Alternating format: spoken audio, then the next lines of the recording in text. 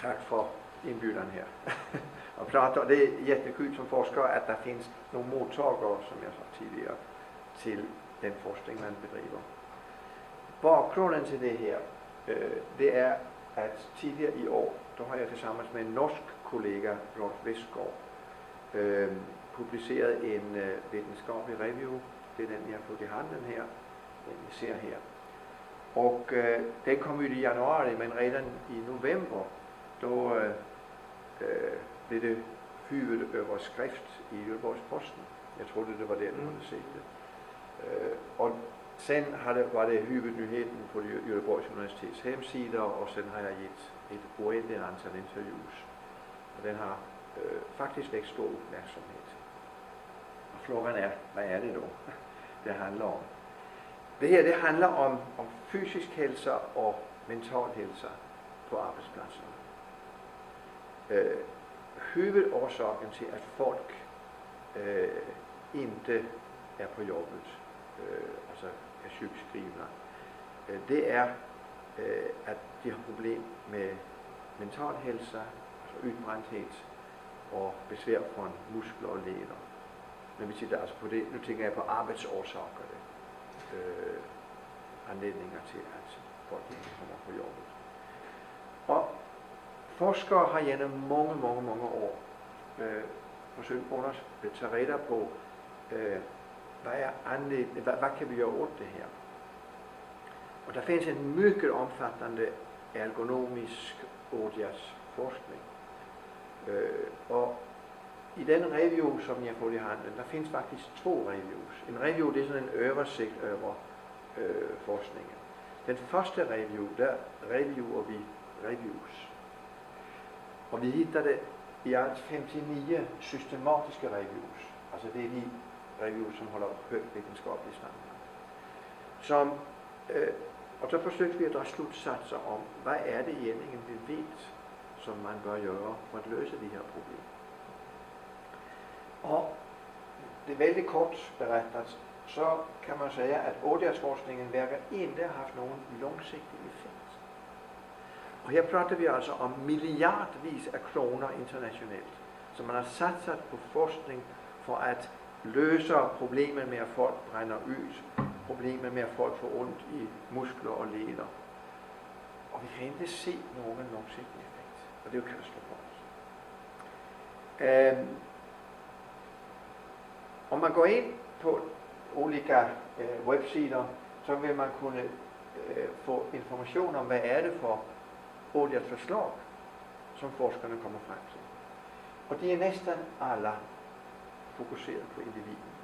Man tränar individen att hantera stressfulla situationer, att stå ut med besvärliga situationer.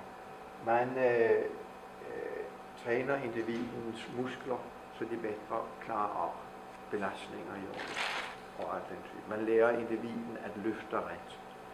Och det är inget fel i det. Det är helt bra. Men det har ingen långsiktig effekt.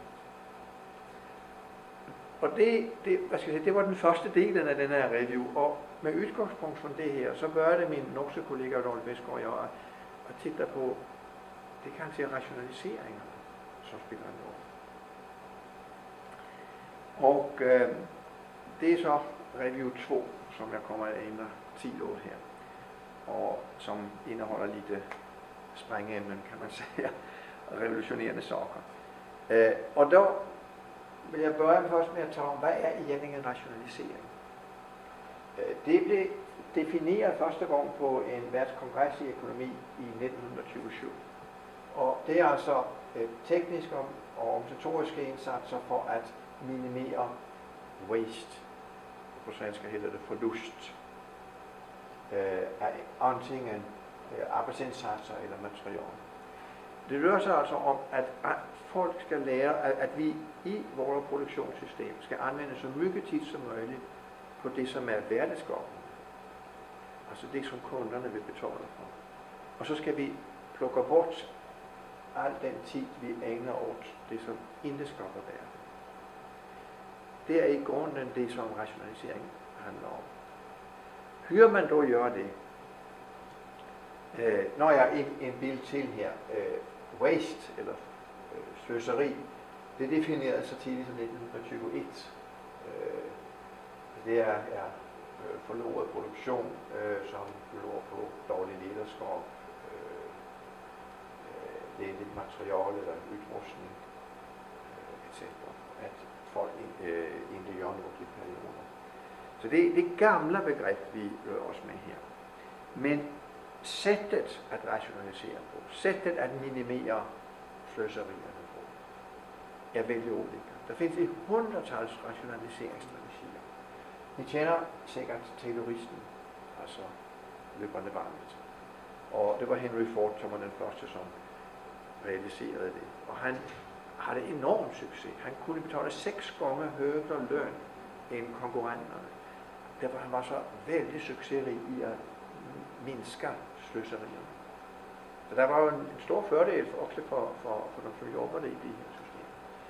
Sen på 80-tallet, der kom Margaret Thatcher ind i England og fokuserede dog på sløserierne i offentlig sektor. Og der fik man et vældig tydeligt kundfokus, og man indførte marknadsmekanismer, privatisering af mycket offentligt arbejde. Og lean production i industrien introduceres på 90-tallet, og her efter år 2000, der forsøger man at introducere lean production i offentlig sektor, specielt inden sygehus. I Danmark findes der ikke et enda sygehus, uden at man har en lean-konsult. I Sverige kører det også for fuldt. Så er der High Performance Work Systems, bare for at nævne nogle af de her kendte rationaliseringsstrategier. Og der stiller vi os 2 frågor. Øger rationalisering risk for sämre fysisk og mental helse? Altså, man kunne tænke sig, at det var det, som var problemet. Og det andre, om ja, hvilke faktorer kan dog modifiere disse negative effekter? Jamen, det er jo det, vi måste veta for at kunne åtgärda. Og konklusionen af første fråga, når vi gik igennem det her, vi har været igennem totalt kring 10.000 videnskabelige artikler, som vi har haft i handen under en periode af 8 år. Så det er et ret omfattende job, som vi har lagt ned på det her. Og vi har træffet en vældig masse gange, 36 gange af 5 dage, når vi jobber med det her. Så det er en voldsom arbejdsindsats. Og vi konkluderer dog på den første fråga her. Rationaliseringer har i huvudsak negative effekter på fysisk og mental helse og risikfaktorerne bakom. Så den videnskabelige evidens, som vi kalder det, er vældig, vældig tydelig, at vi får tyvärr negative effekter, når vi rationaliserer. Men i grunden skal vi jo tænke på, at rationalisering er vældig vigtigt. Det er jo vigtigt at producere og arbejde smart. Alle har glæde af det. Det forbedrer samhällsekonomien. Men det måste gøres klogt, og det gør vi egentlig dog.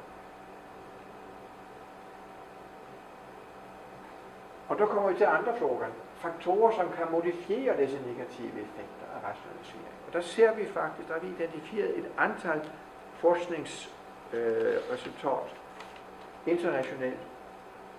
Og der har vi så forsøgt at drage slutsatser udefra. Og vi ser, en inkluderende lederstil er helt afgørende for at lykkes.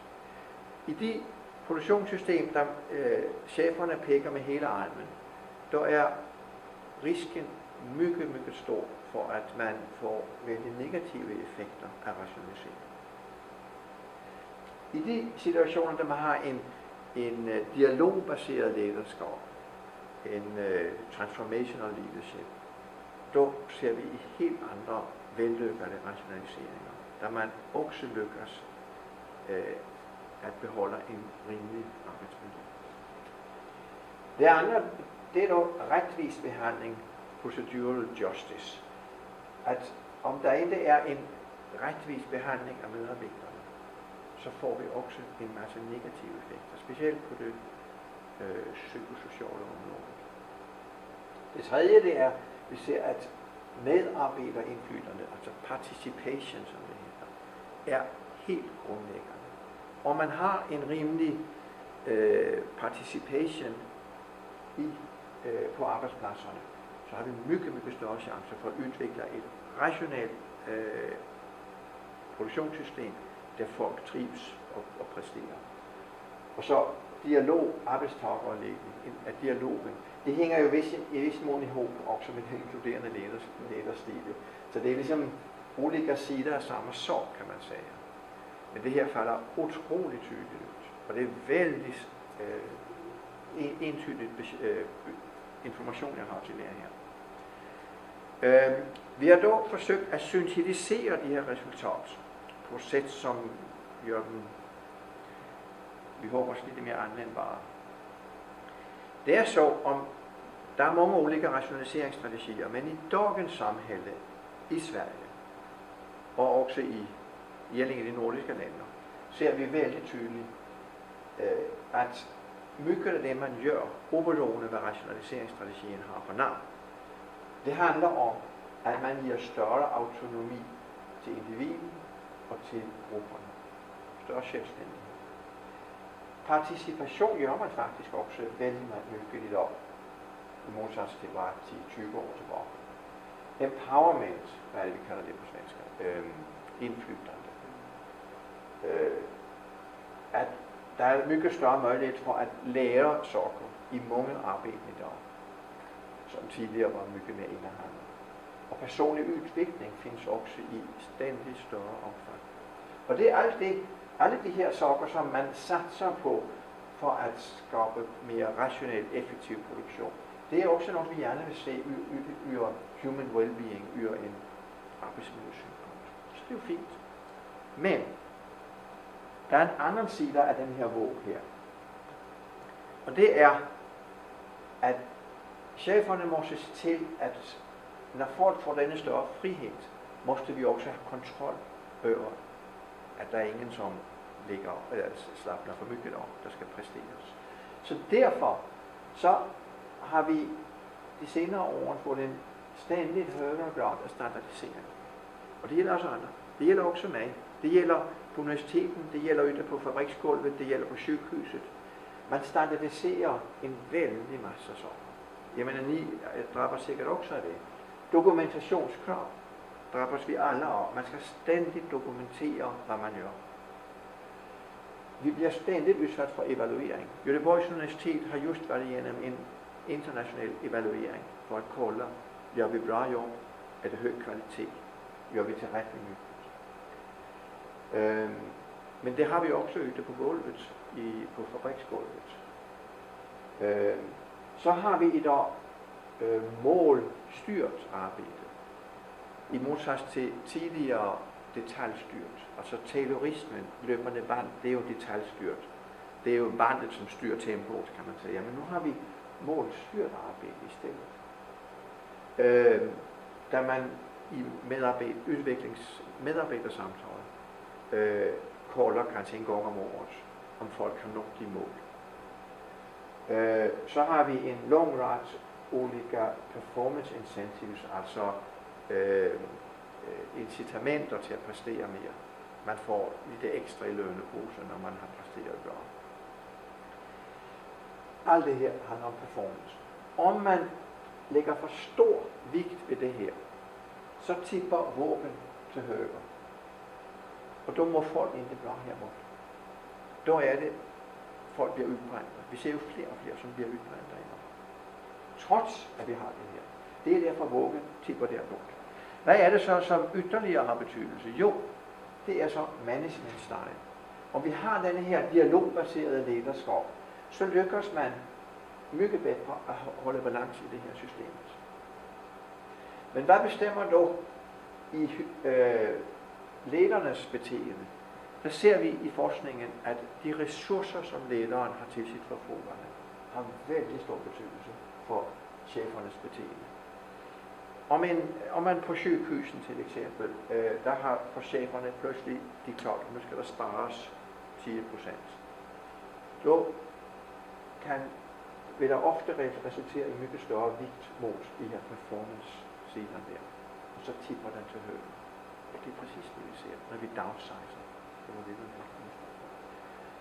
ved downsizing, så får vi pludselig for stor vægt her. Vi får udbrændte folk. Vi måste springa mycket snabbare. Och så har vi slutligen kontekstfaktorer som till exempel rättvisa och annat. Der er en rad kontekstfaktorer, som kan gøre, at under visse forholdene, så står faktisk de anställda ud med, at man lægger større vægt der. Og under andre forholdene, så klarer de det sämre. Vi skal få en kopi af alt det her. Og så har vi altså just det her management style, det var det jeg nævnte før, inkluderende lederstil, retvis behandling, medarbejderindflydende dialog, arbejdstager og ledning. Är det de som är kontextfaktorer? Retvis behandling, den hører jo endingen her, men annars, den inkluderende lederstil, den findes der. Men det var bare for at koble tilbage. Så vi har altså en balance her. Og nu kommer vi til det, som er interessant her. Det er det, vi løfter frem i revision. Sustainable Production System. Altså holdbar produktionssystem, som vi i revision definerer som the joint consideration of competitive performance and working conditions in a long-term perspective. På svenska, altså holdbar produktionssystem. Det er, vi skal i dag og fremover ikke isoleret fokusere arbejdsmiljøet, som vi har gjort gennem 100 år. Det går ikke, for vi måste sikre os, at vi har konkurrencekraftigere produktionssystem. Men vi skal inkludere arbejdsmiljødimensionerne, når vi udvikler de effektive produktionssystemer. Og det er der, vi introducerer så begrebet holdbare produktionssystem. Vi skal se arbejdsmiljøet som en del. Og det var det, den her våg viser. Vi skal have balance mellem, hvor hårdt vi presser de anställda og performance-krav.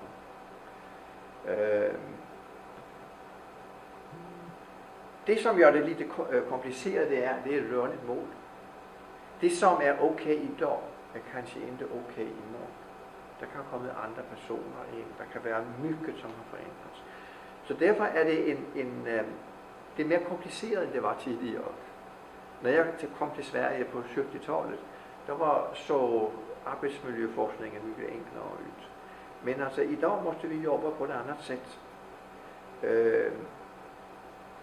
Det, som det i själva verket handler om, det er, hvor vi anvender tiden. Hvad lægger vi, den tid, som vi er på arbejde, hvor anvender vi den? Og det er der, at satsning på magten over tiden er så interessant for mig i forskningssynspunkt, for det er jo et sæt at tage tag i nogle konkrete forskningsresultater, og så operationalisere det. Og det er vældig kul for mig at se nogen, som er modtagere til de her vældig konkrete kunskaber. For der måste hænde noget. Vi måste, og man skal kalde det magten over tiden, altså vi måste håndtere tiden klogt. Så samhället bliver rigere, vi producerer smart, og folk må blive. Nu har vi et holdbart produktionssystem. Og så allersidst, tænk på, at i endingen burde man i det her holdbarhedskoncept også inkludere ytre miljø.